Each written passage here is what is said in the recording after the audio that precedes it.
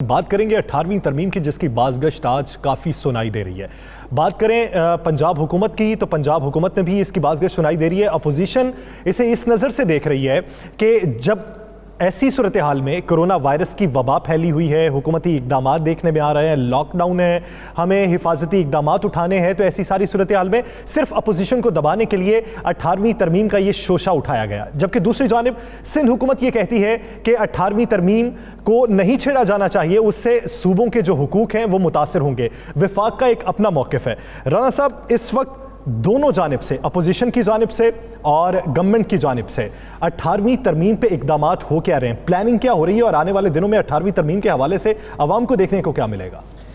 देखें यासर, मैं एक बात क्लियर कर दूं, आज हम अपने प्रोग्राम में यह खबर ब्रेक कर दें कि 18वीं तरमीम पे जो हुकूमत ने फैसला किया, हुकूमत उस पर काम कर चुकी। 18वीं तरमीम पे तमाम मुत्तहिदा अपोजिशन जो है उसकी तमाम कोशिशें रायगा जाएंगी। मैं फिर कह रहा हूँ कि 18वीं तरमीम पे मुत्तहिदा अपोजिशन के साथ वही होगा जो सेनेट के इंतखाबात में हुआ। तो जो सेनेट में अदम इत्तेमाद के मौके पर जो मुत्तहिदा अपोजिशन के साथ हुआ था, 18वीं तरमीम पे सेम उनके साथ ऐसा ही होगा। अगर वो वोटिंग पे जाते हैं, अगर असम्बली इजलास बुलाया जाता है, पहली बात है कोरोना जब तक है असम्बली इजलास नहीं हो सकता।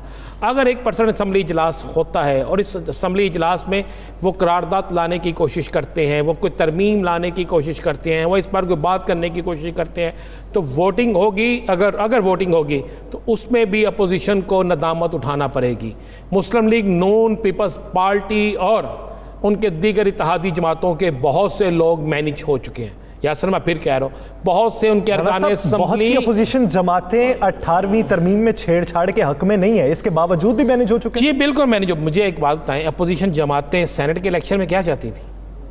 नहीं मैनेज हुए थे। मैं फिर आपसे कह रहा हूँ कि मैनेज हो चुके हैं। बात यह है कि तमाम अपोजिशन जमातों को शोर डालने की जरूरत बिल्कुल करना चाहिए। जो भी आप समझ लें, कुछ चीज़ें होती हैं हम नहीं कह सकते, लेकिन मैं बता रहा हूँ ये हो चुका है। उसके बाद ये भी फैसला हो चुका है कि 18वीं तरमीम के हवाले से जो जो इक़दामात हो सकते हैं वो होंगे। अगर आप देखें तो असूलन, कानूनन, आइनी तौर पर देखें तो ठीक हो रहा है।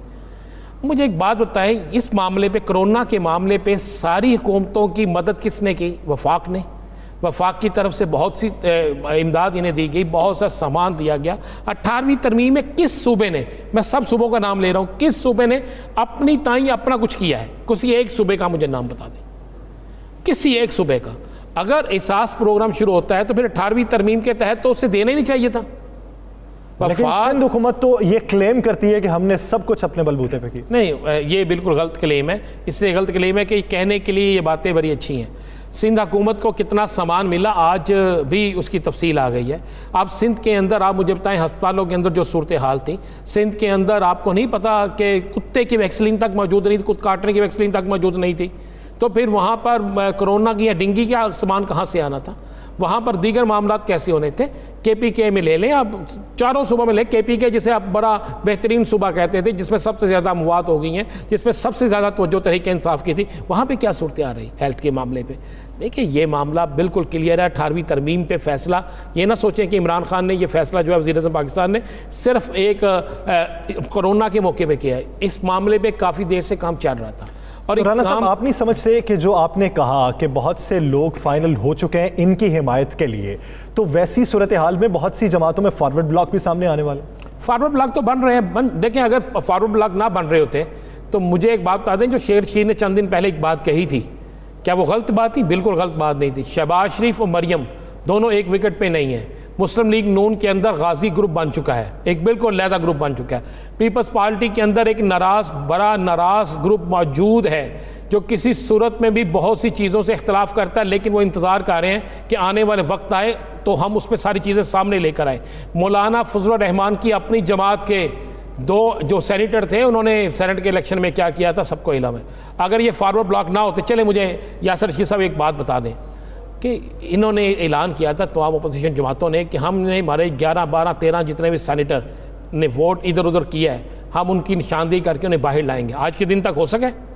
वो इकट्ठे नहीं हो सके। मुस्लिम लीग नून ने पंजाब के अंदर वज़ीर आला से मिलने वाले अरकान असम्बली को शोकास नोटिस देने का फैसला किया था, नोटिस जारी किया। उसके बाद क्या हुआ? आज तक किसी के खिलाफ कार्रवाई हुई? किसी के खिलाफ बता देना मुझे।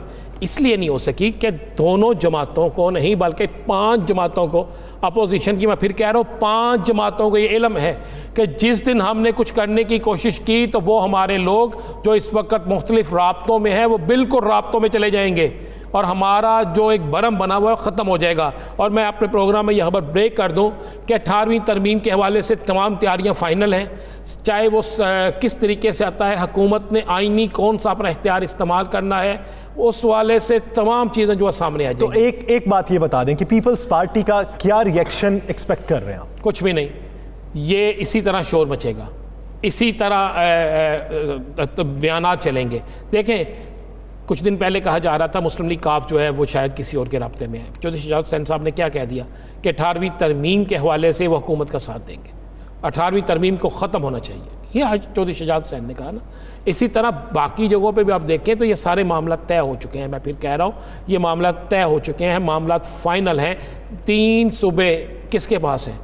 पंजाब तहरीक इंसाफ के पास, KP के तहरीक इंसाफ के पास, और इत्तेहादी हैं बलोचिस्तान के अंदर तहरीक इंसाफ के। बाकी सूबा कौन सा बचता है? सिंध। आप क्या समझते हैं एक सूबा जो है वो ये सारा कुछ कर लेगा? मुमकिन ही नहीं है।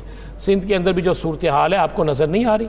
सिंध के अंदर क्या सूरत हाल है? सिंध के अंदर लोग अंदरून सिंध आप जब चले जाते हैं तो वहाँ पर लोग जो हैं लारकाना के अंदर भी एहतजाजी मुजाहरे हो रहे हैं, लोग 1-1 किलो का थैला इस तरह पकड़ के दिखाते हैं कि ये हमें हुकूमत नहीं दी है। तो ये सारा कुछ हो रहा है। एक आखिरी सवाल राना साहब, ये अगर 18वीं तरमीम ख़त्म करवाने में पाकिस्तान तहरीक इंसाफ की हुकूमत कामयाब हो जाती है, इंतज़ामी मामला तो बेहतर होंगे, पाकिस्तान तहरीक इंसाफ को पॉलिटिकल बेनिफिट क्या होगा? बहुत बड़ा पॉलिटिकल बेनिफिट होगा। देखें, वो चीज़ जिसे मुमकिन इस पे खेल रही थी जमातें 2 दिन, वो 18वीं तरमीम के नाम पर बड़ा कुछ कर रही थी। 18वीं तरमीम के नाम पर सूबों के अंदर कुछ ऐसा खेल खेला जाता था, कुछ ऐसी तकर्रियाँ तबादले होते थे, कुछ ऐसी तैनातियाँ होती थी, कुछ फंड्स में ऐसे हेर फेर होते थे कि आपकी मेरी सोच से ज़्यादा।